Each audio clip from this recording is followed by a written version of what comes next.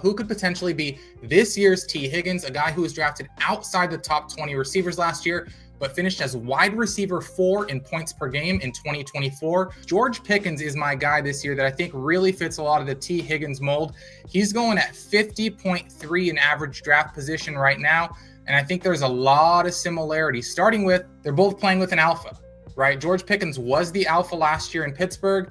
This year, CeeDee Lamb is the alpha. Last year, Jamar Chase finished as wide receiver 1, had a massive year, and still allowed T. Higgins to have a ton of tremendous games, finishing as wide receiver 4 in points per game. But I think it's going to work wonders. Number one, they have a much more explosive offense, and they have competent quarterback play, something that George Pickens hasn't had in his Pittsburgh tenure.